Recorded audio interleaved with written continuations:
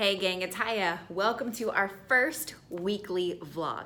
So you may have noticed if you've been catching up and staying in the loop on our Digging Deeper Facebook page, I promised you that every Monday I would be doing a vlog on one of my personal passions. It would either be on nutrition or it would be on education. And I gave you a couple of reasons for that and why both of those categories specifically are so important to me. And I mentioned that nutrition is very important because our body is the temple of our soul.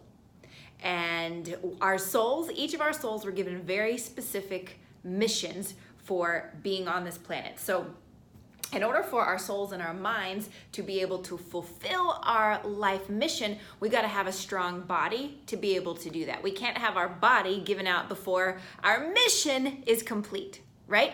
And then the reason that I am so passionate about education is because when we stop learning, we stop growing. When we stop growing, then we stop living. In fact, we start dying. You're either doing one or the other. You're either living or you're dying. You're either moving forward or you're moving backward. There is no such thing on this life as staying the same. So that's why those two passions are very, very important to me. And it could be either education of ourselves or education of our children, of the next generation.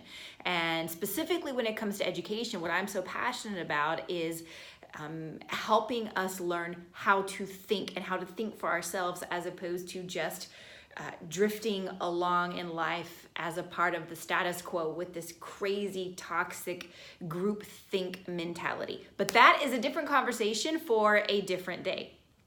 So I mentioned that our vlog would have one of those two topics as its central theme. If you've been following along on my website on Digging Deeper Diaries, you know that I have a couple other passions as well. One of them is personal development and ongoing personal development.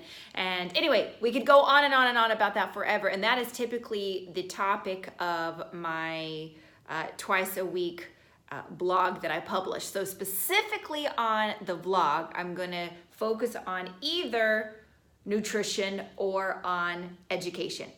And today's topic is going to be about nutrition, but then I'm going to tie it in at the end with a concept that I call Start Ugly. And it's exactly what I am doing right now and what I am doing almost every day of my life. So for today's topic on nutrition, I want to just really focus on the basics. I want to focus on the foundation, and I want to give you two disclaimers. One, my first disclaimer is that I am not a nutritionist, I am not a scientist, I am not a doctor. I am a real life mama, wife, woman, little girl, grown up, gone through all the stuff that every little girl on this planet goes through, especially in modern day westernized society. And I had to just figure out all of these potholes and these traps myself. And then as I became a mother, I had to go through it with a completely different perspective and looking at the world through different lenses. So what I am giving you is my own experience, my own life lessons learned the hard way, school of hard knocks data. And the other thing that I would say is that's my first principle, okay? But that's my first disclaimer, I would say. My second disclaimer is that nutrition is a very personalized situation.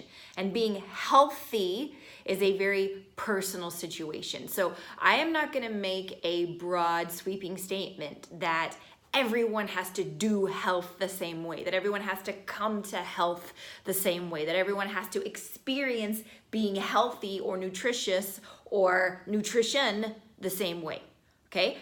5 years ago, 10 years ago, I probably would have said, yes, everyone can find health through the same route.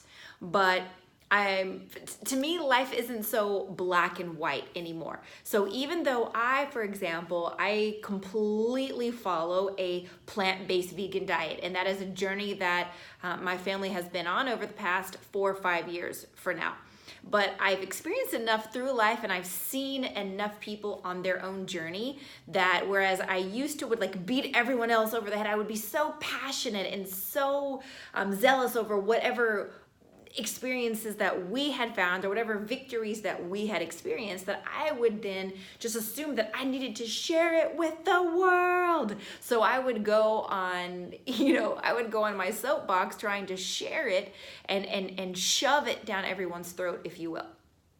So I no longer believe that that is necessary. I no longer believe that it's even appropriate or important to do. What I can do is I can share with you my own experience, my own perspective, why we've made the decisions that we have made for our family, and then you can take it with what you will. But what's most important to me is not that you follow our pattern, that you become vegan or that you become plant-based. What is important to me is that you choose to take control of your health, that you choose to take control of your life, whatever that looks like for you.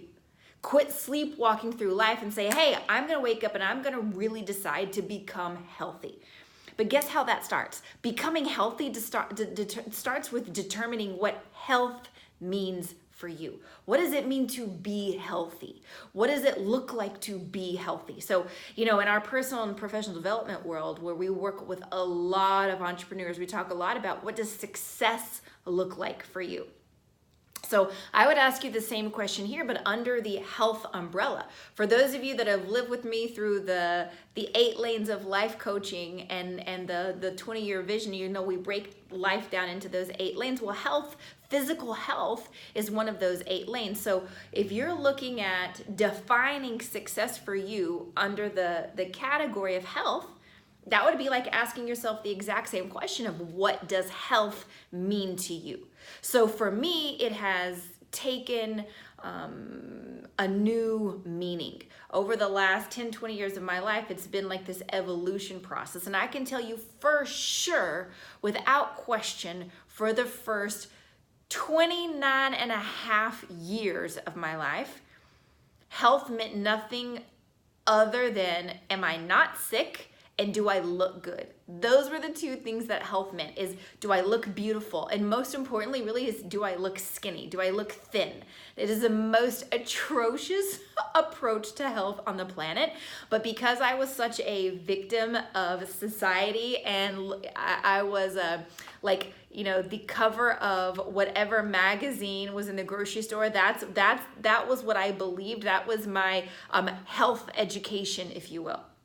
I just wanted to look like those people. I wanted to look beautiful. I wanted to look skinny because I was judging myself based on that media mentality. Oh my gosh, it's so gross, it's so toxic, and it's so not true and not relevant and not even real, okay? And it took me a long, long time to wake up from that. Why 29 and a half years? Because I was 29 and a half when I had my son.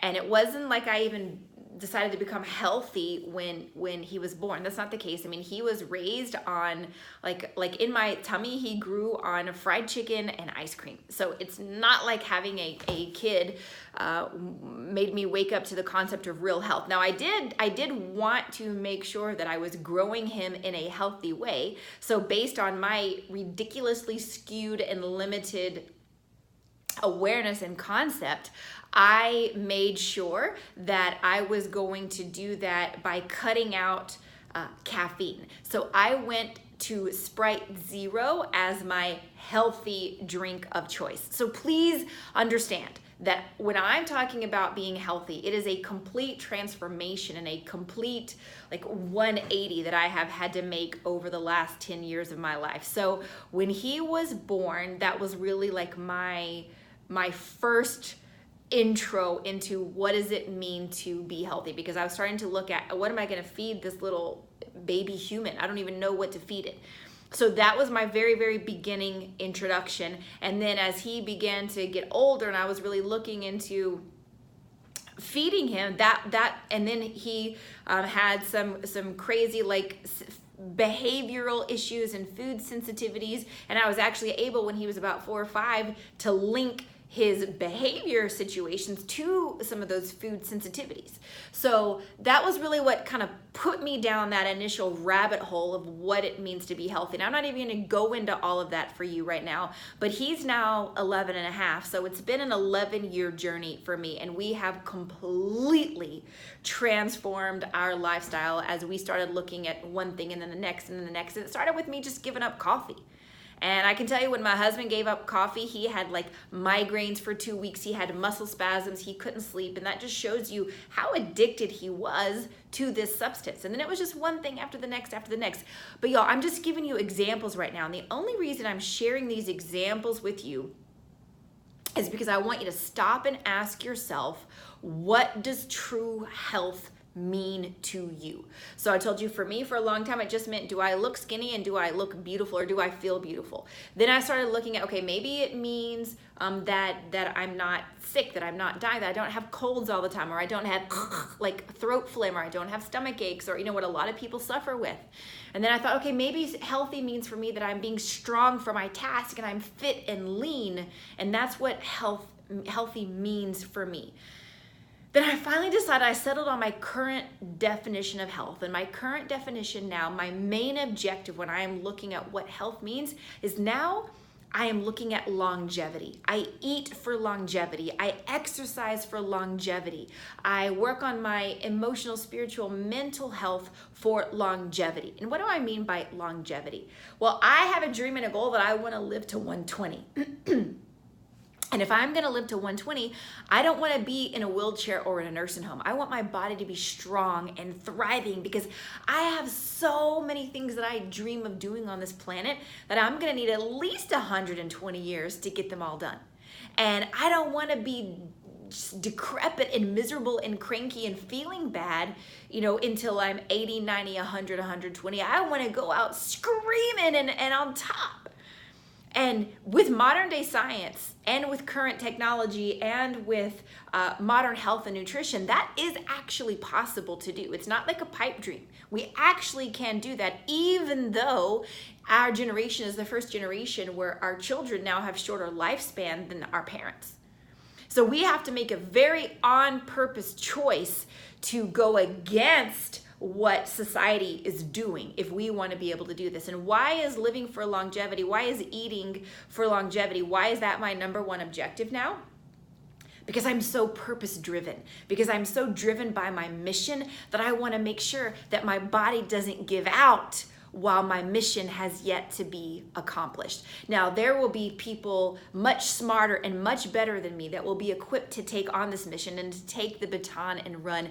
But I want to be here to experience the joy of as much of that as possible, for as much as my children and my children's children that I can be here to experience. You know what? I'm okay to die, but I just don't want it to be my fault. That's what I'm talking about when I'm saying that my objective is longevity. So every question that I ask myself, am I going to eat that? Am I going to do that? Am I going to go there? It goes back to, is it going to take me closer to this goal of longevity? Is it going to hurt my plan for longevity? Then I'm probably not going to do it. So I'm looking again at, is what I'm about to do, is it what I want most? Or is it just what I want in the moment? And am I willing to give up what I want in the moment for what I want most? Or am I sacrificing what I want most again and again and again simply for what I want in the moment? Do you understand what I'm saying? So that's really my current viewpoint on nutrition, on health, on wellness, on exercise, on what foods I put into my body, on how much do I sleep. All of the above go under that umbrella or pass through that filter of longevity. So we've had several different pieces here come together on nutrition and wellness, and I hope that you're going to start to connect with some of this. And if you take anything from this first vlog, from this first video, I hope it's that you're going to walk away and sit down and decide for yourself, what does health mean to me? I love you guys. We'll talk very soon. Bye for now.